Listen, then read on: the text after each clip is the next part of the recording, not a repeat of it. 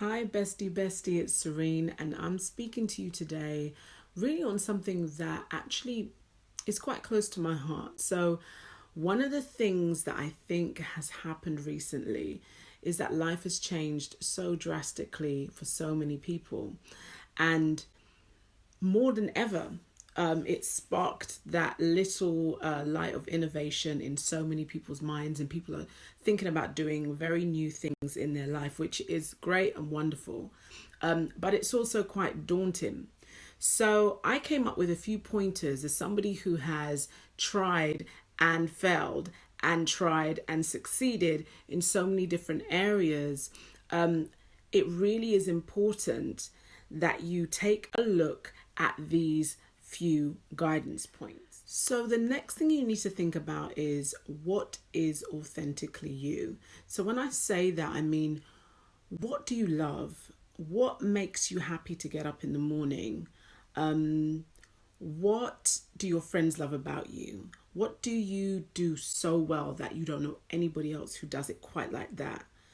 That's a really good way of figuring out, how I get into something which I know isn't going to feel like a chore. It isn't going to feel like work. In fact, I've got such a passion for it that I'll be the best at what I'm doing. So that's a really good tip. So the next thing you want to think about is what is ethically you. When I say that, I mean, where do your beliefs lie?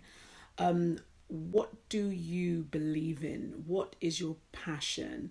Think about it. It could be the impact that you want to make in this world. It could be something based on veganism. It could be something based on saving the planet or the environment or preserving nature. So this is the area that will allow you to connect with like-minded people who could also be a great, powerful stance within your movement. So really think about that side of things, because that is where you get your power. That is where you get your driving force, so to speak. So the next thing you want to think about is resources. So yeah, of course, you can go out there and you can try and get a loan, but that may put you in more debt. Another thing that you could think about is crowdfunding. So that means that you can really exchange your story with other people who can have a passion in what you're doing, and they can donate directly to the cause. That's a great way of getting income in that you can use for your idea. The second thing, which I think is really useful, is to use your networking skills to find people in industries that could be beneficial to you. And then you can approach them for an exchange. Another really great thing to do is to really focus your mind. And it sounds really kind of cliche to say that, but actually being focused is not the easiest thing to do when you have a number of different things going on in your environment, which puts me on to the next point, which is to cut out things or people who are no longer serving you. And I say that on the basis that when you are trying to reach your dreams, you cannot always take everyone with you.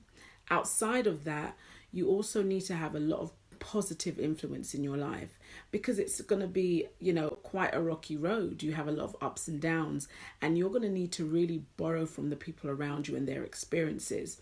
So whatever you can do, try to lean on friends, but make sure that the people in your midst are people who you are able to lean on. So the last thing that I want to speak about is the things that we believe hold us back. Certainly the things that are not holding us back, because it's all really our own belief system. So if you're a parent, you might think, I can't start my dream now. I don't have enough hours in the day. I don't have the time, let alone, any sort of time to go and start a business or a new project. Well, actually, if you was to structure your day, you would find that there is a lot more time in the day that you waste. If you was to put more of a routine in, you'll find that actually you can steal a few hours to be writing, to be doing paperwork, to be contacting people, to be shooting some emails. That is the really sensible way of using your time if you've got children or kiddies or you're a carer. So as a roundup, if you really want to get started on your dream, or you really want to start that project, I'm going to say, go ahead, bestie, do what you can do, but do these things first. Think about what's authentic to you. Think about what you're good at and where you excel. Think also about what is ethically correct for you. You know, that's where your passion comes from, and that could really hook you up with some amazing people who are like-minded. Outside of that, you want to think about the resources that you have.